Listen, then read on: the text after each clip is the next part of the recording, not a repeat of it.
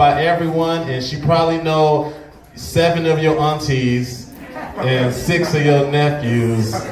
So I'm so blessed to have these 2 people in my life, and the press would not exist without them and the amazing contribution that they've made to the world stage. Please get up for Connie Williams, and after that, the wonderful V. Khalid.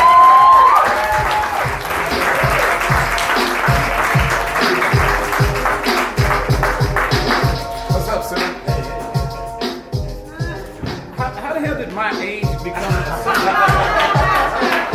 nobody knows how old you are. 87?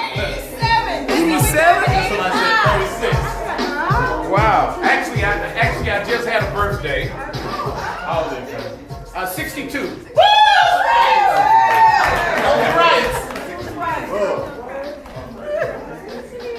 You know what? Yeah. It's a blessing. When Hiram approached me, but it was this was a vision I had like years ago.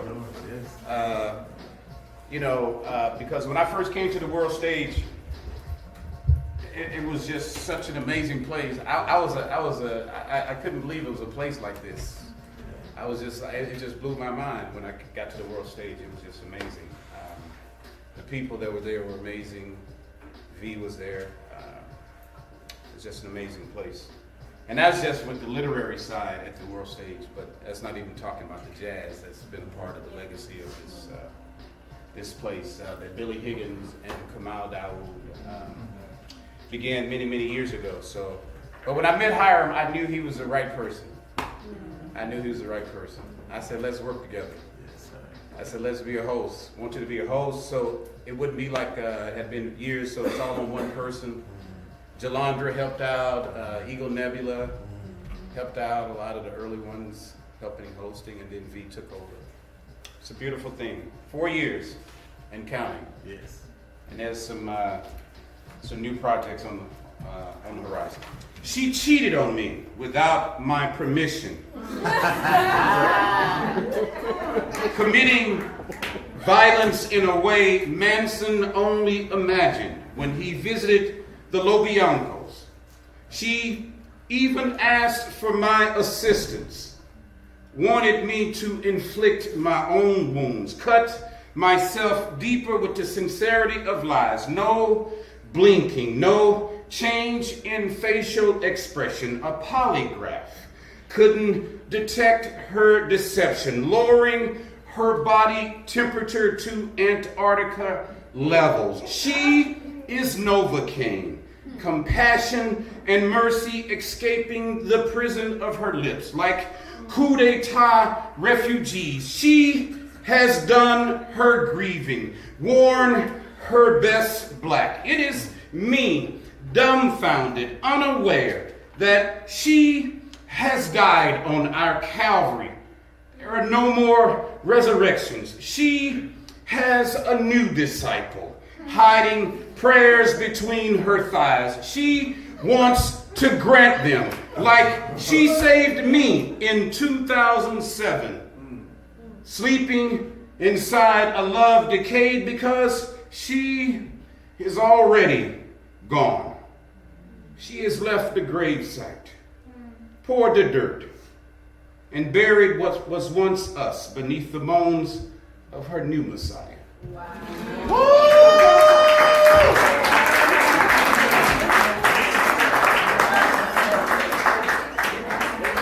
I'm going to read one other poem and set my hands down. What's her name? I want to know what she can't do that to my brother.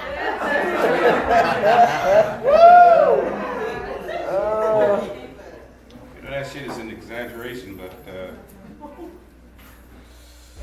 this is really, really a blessing. I mean, it's really, really something for me when I'm sitting up here listening to all of these writers. This is like this new wave of writers. I was a Pentecostal preacher when I first came to the world stage. I was a member of Kojic with Bishop Blake and all of those people. for many, many years in Kojic, working with Church of God in Christ. But when I got to the world stage, it was so different than being around a bunch of preachers. It was so different. People were telling the truth. So, and that's not a slight. And that's not a slight against any particular preacher per se. It was just a different dynamic for me to see people who were willing to say that they weren't perfect, who were willing to say that they had flaws, that they had things that they were still working on, and that this was a place for us to heal each other. That's what the world stage became. It just became a place where we helped to heal each other. And that would be nights nobody wanted to go home. And that's what I'm so impressed with seeing now, and seeing this new spirit among these young writers. It's really, really beautiful. This poem is called House Party.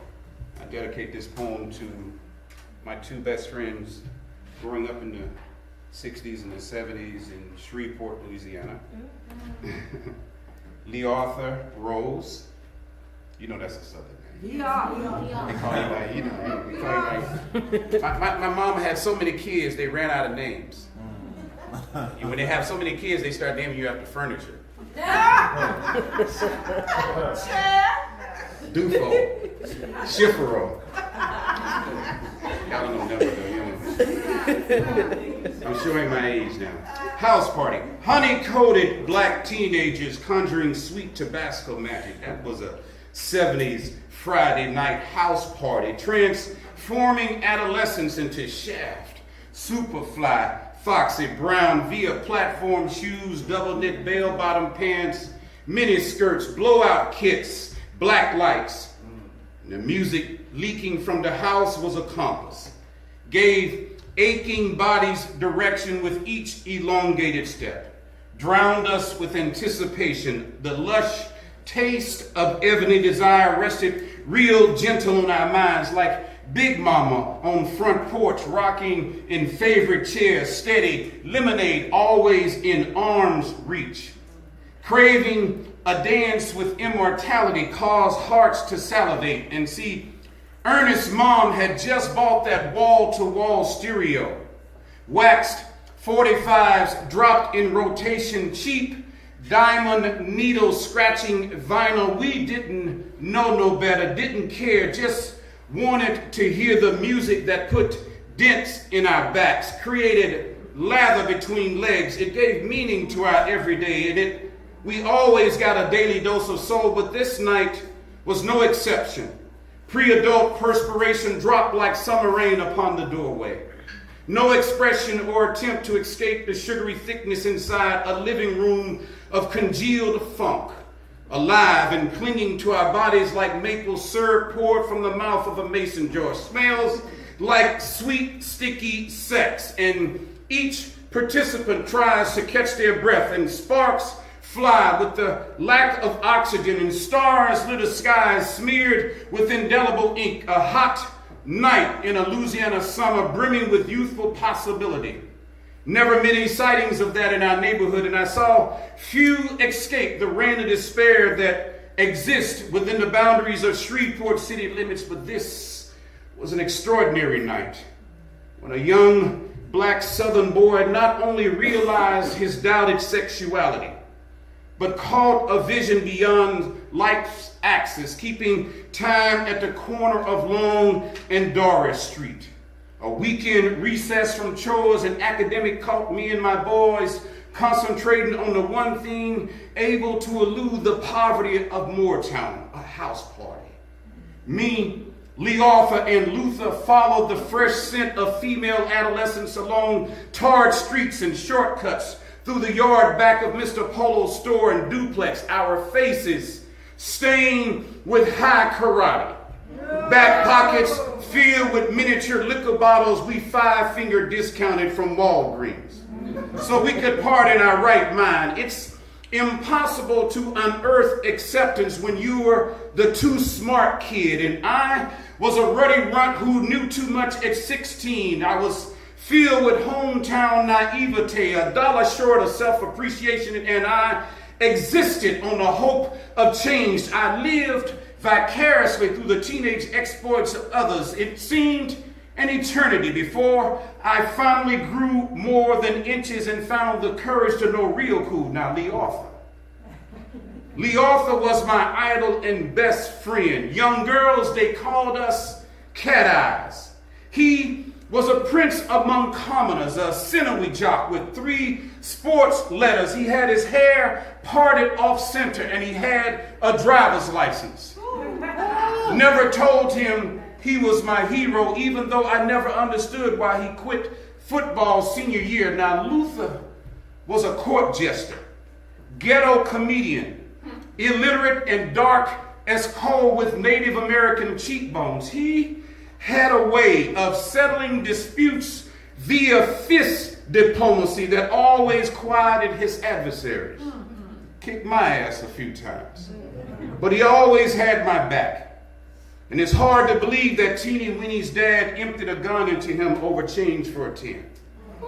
I forgot to tell him that I loved him, and Vietnam was finally closing shop, and anti-black schools were being integrated while the Beatles insisted that we let it be. Yet all the world I wanted to know was inside that front door, a mixture of sweat and funk percolating, gladiators of groove with bodies clashing, tear away the armor of inhibitions, and the beat undulated the crowd. It hypnotized us with each note, and it pounded rhythms into our spine. And there was Pam Boyd tucked into a dim kitchen corner, my 7th grade crush, all grown up, but puberty never granted me the courage to even approach her beauty. And the dance floor was a Jehovah Witness recruiter. It was drafting every person who was willing to enter the door, then sucked them into a black hole of funk. And each melody insisted that we stomp our feet beneath Al Green moans and Temptations harmony. They created an urban earthquake. See,